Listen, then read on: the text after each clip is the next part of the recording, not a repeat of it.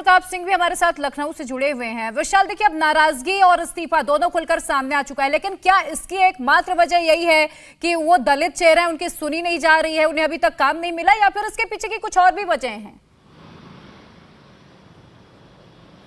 देखिए, इसको समझना बहुत ज़्यादा ज़रूरी है कि इस्तीफे के पीछे की असल में जो वजह है वो वजह क्या है। जैसे कि भी हमारे पॉलिटिकल एडिटर देवेंद्र बता रहे थे कि उन्होंने अपनी बातों को शीर्ष नेतृत्व के पास रखना सही समझा, इसीलिए वो दिल्ली पहुंचे हुए हैं। लेकिन लखनऊ का जो घटनाक्रम है, यूपी का जो घटनाक्रम है, वो मैं बता देता हूँ।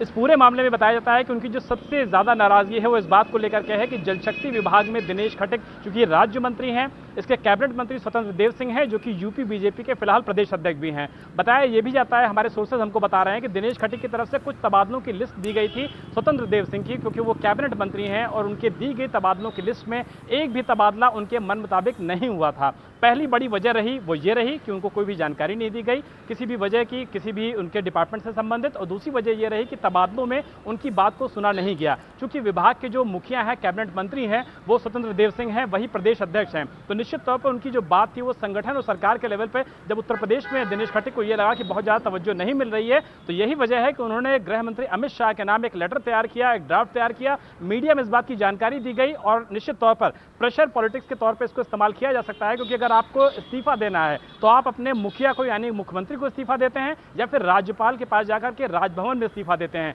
लेकिन इन दोनों ही प्रक्रियाओं को यानी कि अथॉरिटीज का इस्तेमाल नहीं किया गया। तो इसको माना जा सकता है कि जो इस्तीफा लिखा गया है, जो कि मीडिया के सामने आ चुका है, इंडिया टीवी के पास एक्सक्लूसिव कॉपी मौजूद है, तो इसको प्रेशर पॉलिटिक्स के तौर पर इस्तेमाल किया जा रहा है कि दिनेश खटिक कम से कम अपनी बातों को जो मनवाना चाहते हैं या जो उनको लगता है कि विभाग में उनकी बातों को नहीं सुना जा रहा है, उनको तवज्जो नहीं दिया जा रहा है, विभागीय बातों को उनको नहीं बताया जा रहा है, विभाग में उनका काम आवंटित नहीं किया जा रहा है, विभाग में उनके तबादले नहीं किए जा रहे हैं, तो निश्चित तौर पर प्रेशर पॉलिटिक्स के तौर पर इसको देखा जा सकता है कि अगर वो इस जरिए आगे बढ़ते हैं, दिल्ली में जाकर के शीर्ष नेतृत्व को अपनी बात कहते हैं, तो शायद उनकी बातों को लखनऊ में, उत्तर प्रदेश में सुना जाएगा। लेकिन वो कैसे सुना जाएगा, कब सुना जाएगा और सुना जाएगा भी नहीं जाएगा, इसको देखने के लिए थोड़ा सा इंतजार जरूर करना पड़ेगा। प्रिया, देवेंद्र, एक चीज जो सबसे इंपॉर्टेंट इसमें ये हो जाता है कि आखिरकार चिट्ठी अमित शाह को ही क्यों भेजी गई है, इसके क्या मायने?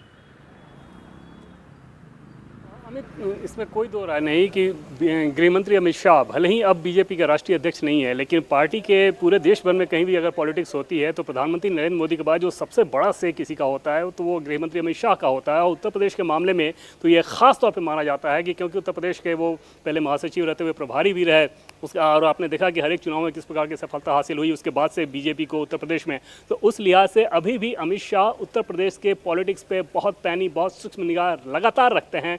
और उस लिहाज से जो सबसे बड़े नेता जो उनकी बात समझ सकते हैं, दिनेश खटिक के हिसाब से शायद ये कोशिश उन्होंने की है। हालांकि बीजेपी का कल्चर ये है नहीं कि इस तरह की चीज़ों को बहुत ज़्यादा प्रमोट किया जाता है, या जो ट्रांसफर पोस्टिंग वाला मसले को अगर आप देखें तो बीजेपी के ढांचे में, बीजेपी जहाँ भी सरकार में रहती है वहाँ पर कोशिश ये होती है कि संगठन उसमें बहुत ज़्यादा इन्वॉल्व ना हो।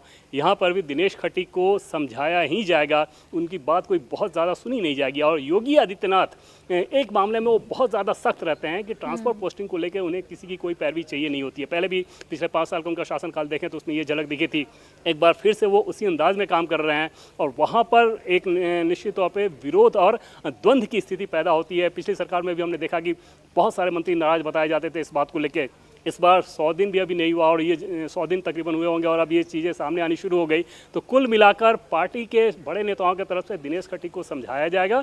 इसके अलावा इस केस में बहुत ज़्यादा कुछ होने की संभावना नजर नहीं आ रही। चलिए एक बार फिर से विशाल का रुख कर लेते हैं। विशाल, जैसे कि अभी आपने बताया कि दिनेश खटिक यहाँ मात्र एक जो पॉलिटिकल प्रेशर है वो बिल्डअप करने की कोशिश कर रहे हैं, और वो हम इस बात से भी अंदाजा लगा सकते हैं कि पहले भी कई बार दिनेश खटिक ने इस्तीफे की पेशकश की थी, हालांकि उन्होंने दिया नहीं था, इस बार दे दिया है। लेकिन क्या ऐसे में सीएम योगी आदित्यनाथ की तरफ से भी कोई स्टैंड दिया जाएगा? क्योंकि एक मीटिंग भी बुलाई गई, कहा यह जा रहा है कि उसमें यह कहा भी गया है कि आप अपने राज्य मंत्रियों के साथ बेहतर तरीके से तालमेल बनाकर चलें। देखिए, इसकी पृष्ठभूमि मैं बता देता हूं। दिनेश खटिक इससे पहले मेरठ उनका लोकल जनपद पड़ता है, वहां पर वो एक बार कार्यकर्ता के साथ गए हुए थे एफआईआर को लिखाने के लिए। लेकिन जब एफआईआर नहीं लिखी जा रही थी उसमें कुछ समस्या आ रही थी, क्योंकि लोकल पुलिस का कहना था कि जिसके लिए वो पैरवी करने आए हैं वो दरअसल सही मामला नहीं है। इसके बाद दिनेश खटिक इतना ज़्यादा नाराज हो गए थे कि उन्होंने कहा था कि अगर मेरी बात नहीं सुनी जाएगी, एक एफआईआर नहीं लिखी जाएगी राज्य मंत्री के कहने पर, तो मेरा राज्य मंत्री बना रहने का कोई मतलब नहीं बनता है और मैं इस्तीफे का ऐलान यहीं से कर रहा हूँ या मैं इस्तीफा दे सकता हूँ। तो ये सारी बातें मीडिया के कैमरे में भी सामने आई थी। तो इस्तीफा देने की पेशकश कोशिश दिनेश खटीक पहले भी कर चुके हैं। रही बात है कि मुख्यमंत्री योगी आदित्यनाथ की, जो उन्होंने कल कहा, और साथ ही जो चिट्ठी आई है उस चिट्ठी में कुछ एक पॉइंट बार बार जो उल्लेख किया गया है उसमें दलित शब्द का, क्योंकि जिस समाज से दिनेश खटीक आते हैं। लेकिन सबसे बड़ी बात तो यह है कि स्वतंत्र देव सिंह भी पिछड़ा वर्ग से आते हैं, दोनों ही पिछड़े वर्ग के ही नेता है। ऐसे में इस शब्द का बार बार इस्तेमाल करना, जैसा कि आप कह ही रहे हैं कि एक प्रेशर पॉलिटिक्स है, ये बताने के लिए कि वो किस समाज से आते हैं, और उसका बार बार बखान यहां पर किया भी गया है। खैर, हम आप इस पर आगे आपके पास लगातार लौटते रहेंगे, क्योंकि अपडेट आएगा इसमें आगे क्या होता है। दिनेश खटीक भी यहां पर दिल्ली में मौजूद है। देवेंद्र आपके पास भी आएंगे, विशाल आपके पास भी आएंगे। इंडिया टीवी हर वक्त हर जगह डाउनलोड करने के लिए सर्च करें India TV news Google play store या ऐप स्टोर पर।